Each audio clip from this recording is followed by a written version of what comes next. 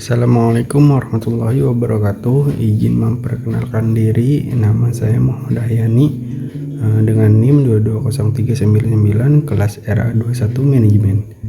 Mata kuliah Pengantar Bisnis Internasional. Dengan diampu oleh Ibu Adisya Mayandara. Baik, di sini saya akan mempresentasikan materi 1 tentang manajemen pemasaran dalam bisnis internasional. Nah, di sini ada pengertian bisnis internasional. Bisnis internasional adalah bisnis yang kegiatannya melewati batas-batas negara.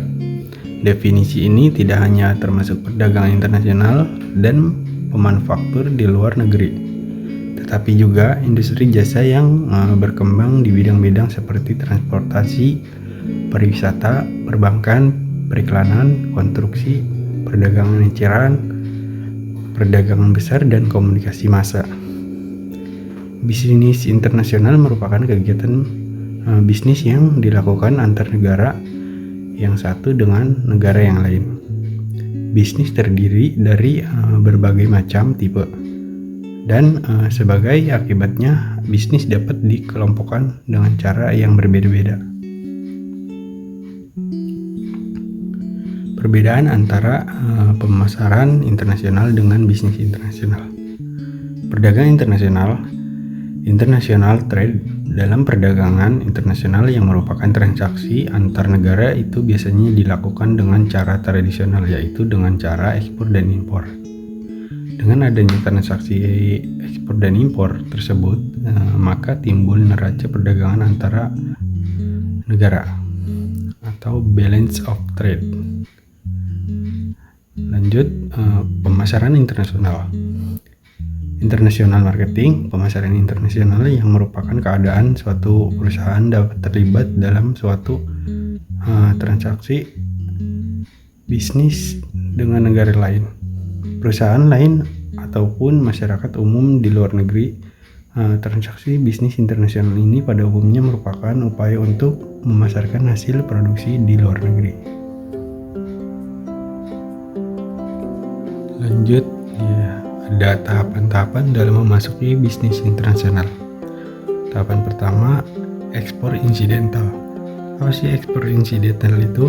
Yaitu tahap awal dalam bisnis internasional di mana perusahaan melakukan ekspor secara tidak terencana atau hanya sebagai respon terhadap permintaan dari luar negeri.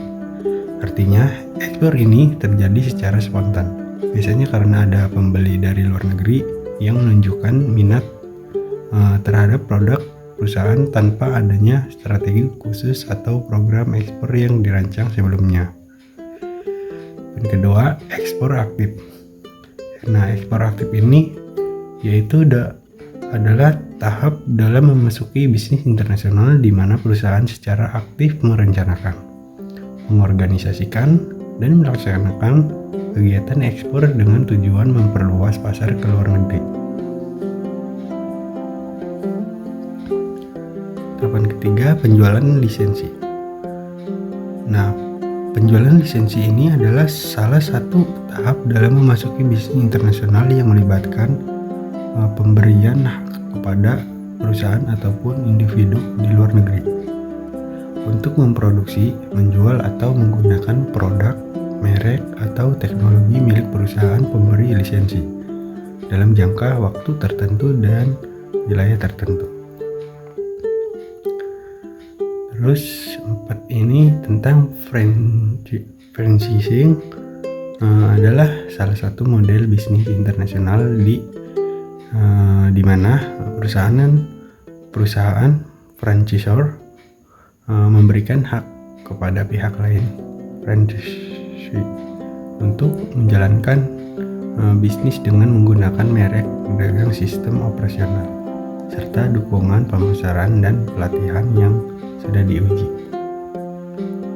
Lanjut, pemasaran di luar negeri adalah tahap penting dalam memasuki bisnis internasional, di mana perusahaan mengadaptasi strategi pemasaran untuk pasar internasional.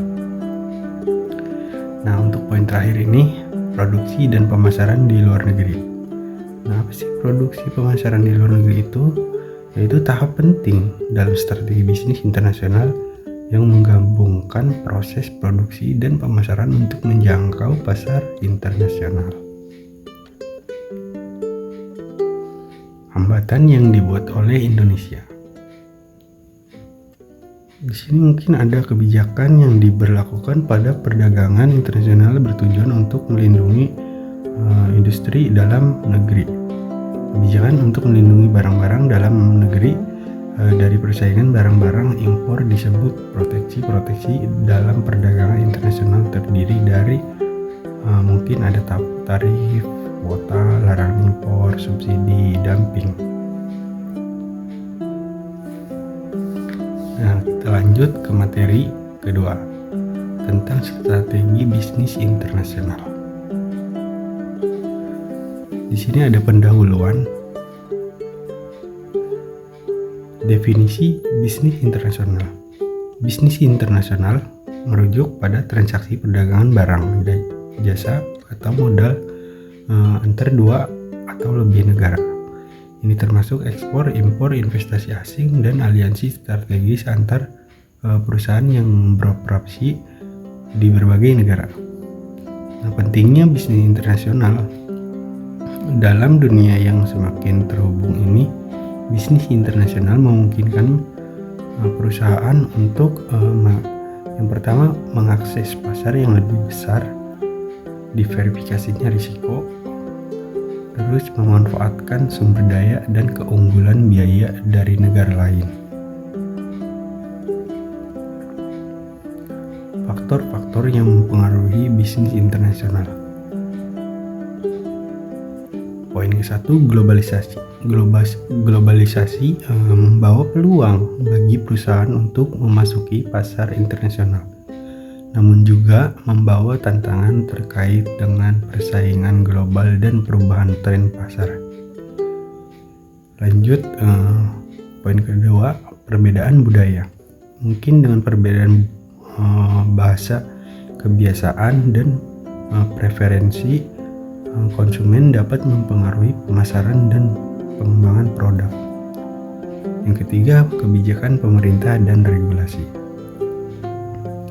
Setiap negara memiliki kebijakan perdagangan, regulasi bea cukai, tarif, dan kebijakan yang mempengaruhi cara berbisnis lintas negara. Lanjut, teknologi dan infrastruktur. Kemajuan dalam teknologi komunikasi, transportasi, dan logistik memudahkan perusahaan untuk beroperasi di pasar internasional. Lanjut, persaingan global. Mungkin dengan persaingan yang semakin ketat antar perusahaan global menuntut perusahaan untuk selalu berinovasi dan meningkatkan daya saingnya. Tujuan strategi bisnis internasional. Ekspansi pasar, menjangkau pasar yang lebih luas untuk meningkatkan volume penjualan dan keuntungan. Dan di sini diverifikasi risiko, meminimalkan risiko yang terkait dengan ketergantungan pada pasar domestik dengan memasuki pasar internasional yang berbeda. Ketiga, keunggulan kompetitif, meningkatkan keunggulan dalam hal biaya, inovasi, atau kualitas produk agar dapat bersaing lebih baik di pasar global. Jenis strategi internasional terbagi 3, yaitu ada strategi global, terus strategi multinasional, dan juga strategi transnasional. Pendekatan memasuki pasar internasional dengan berbagai poin, yaitu dengan adanya ekspor, mengirimkan barang atau jasa dari negara asal ke pasar luar negeri tanpa memerlukan kehadiran fisik di negara tersebut. Terus dengan adanya investasi langsung di FDI, menanamkan modal dalam bentuk pabrik, cabang, atau kantor di luar negeri. Terus lisensi dan franchising, memberikan izin kepada pihak lain di negara lain untuk memproduksi atau menjual produk dengan menggunakan merek yang sudah ada. Terus ada aliansi strategi dan joint ventures, menggandeng mitra lokal untuk berbagi biaya dan sumber daya dalam memasuki pasar baru. Nah, tantangan dalam bisnis internasional.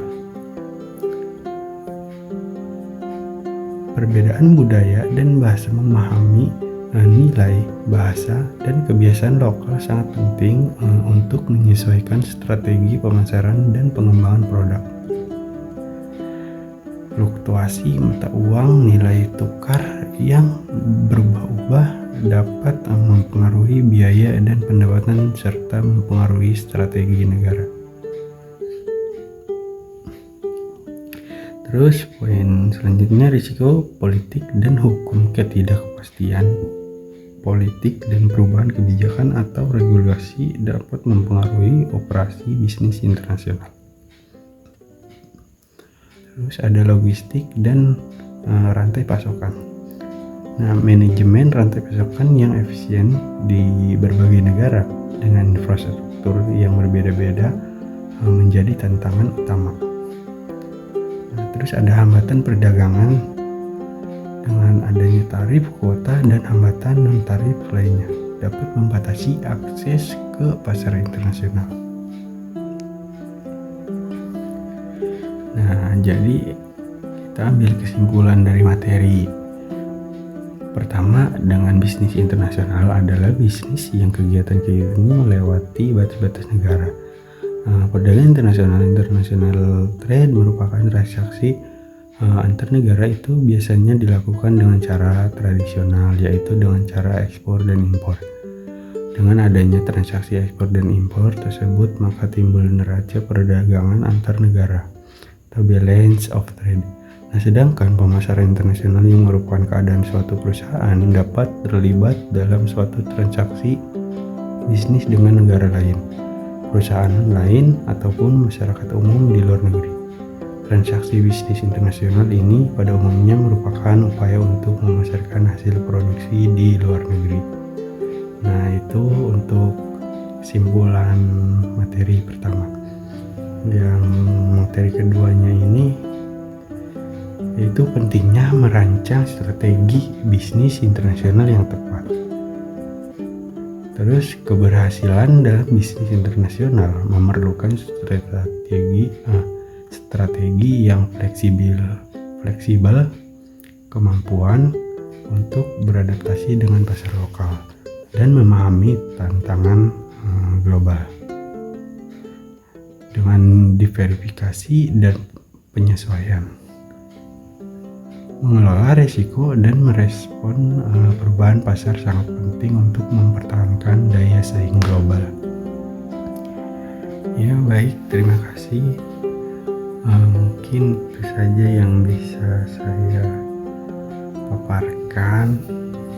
Ya, bagi yang menonton, terima kasih sudah mendengarkan dan menonton video saya. Semoga ya bermanfaat.